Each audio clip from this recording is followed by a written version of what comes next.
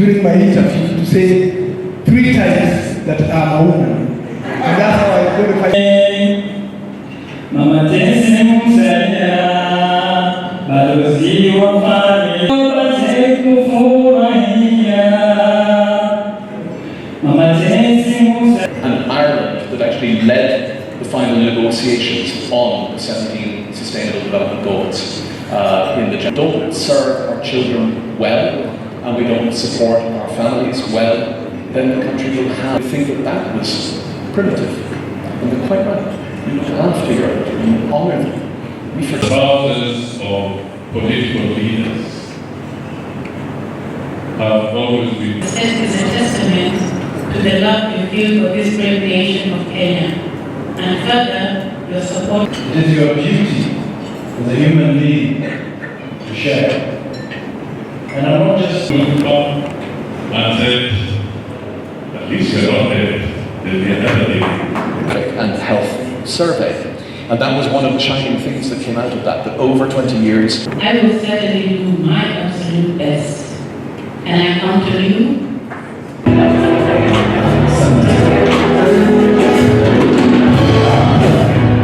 As I said, it is my hope that as we raise awareness about these important issues and support communities that are dealing with these challenges, we will also inspire fellow citizens to volunteer their time and resources. This might involve volunteering at local charities and community organizations, providing financial or legal assistance to those in need, and working with local leaders to develop and implement programs that support the community. By highlighting the importance of volunteerism and showcasing the work of volunteers across the country, we can inspire others to get involved and make a difference in their local communities. It is my sincere hope that through this office, my team and I will be able to promote positive social change and contribute to improving the lives of the citizens of Kenya. To our guests from beyond our borders, I do acknowledge that this planet does not belong to Kenya exclusively. We share our earth with others, Accordingly, in addition to our domestic work, we hope to foster positive international and regional relations in the national interest through our activities. This evening, given the nature of the event and the message I wish to convey, I most respectfully request that you allow me to deviate from traditional protocol and introductions, as my remarks are intended to appeal to your humanity, your heart, regardless of your status in society. Dear friends and distinguished guests, it is with great pleasure and a deep sense of gratitude that I welcome you all here today to celebrate the inauguration of the office of the spouse to the Prime Cabinet Secretary of the Republic of Kenya. I know that name might be a bit of a mouthful, but rest assured, the role of the office plays is intended, the role that the office will play is intended to be very straightforward, contributing to enhancing the standard of living of Kenyans and providing our less fortunate citizens with an opportunity to live a dignified life. I am therefore humbled and honored to stand before you all today, as it is an immense privilege to serve the people of this country and to represent and be part of the strong, passionate, and resilient women who serve the nation of Kenya and its citizens in various capacities, like our Madam CS. These roles as spouses serve as a platform for us to promote benevolent initiatives and advocate for issues that are of national social significance. We have a unique opportunity to make a positive impact on our nation and to use our privileged positions and access to our spouses to advance the well-being of our citizens. Many a times when I'm talking, especially to women's groups, I tell them that the spouse of a person in public, more so that of a politician, is nothing more than a messenger. We take the message forward. That's what we are. Ladies and gentlemen, my office is not just a title, it is a call to action.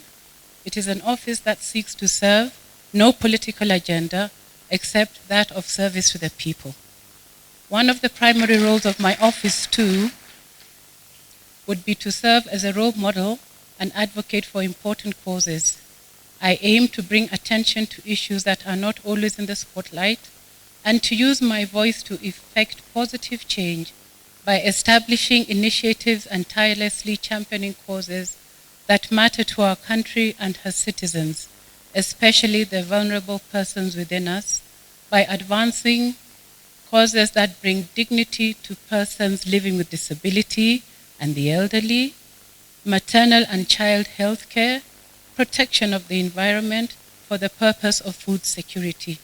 I shall work with organizations that share the same values and principles. I plan to ensure that those who need help the most are not forgotten, and I intend to inspire others to get involved and create a ripple effect that reaches far beyond the immediate beneficiaries of such initiatives. Last but not least, because of where my dear husband sits, lobbying on legislation to favor the physically disabled. And in a nutshell, it is a census of, we will be requesting the government, you are the government sitting here today, to do a census of all physically disabled people in the country of Kenya. For only then can you make legislation that will favor them if you have statistics. As we gather here today, I would like to take a moment to talk about the importance of patriotism.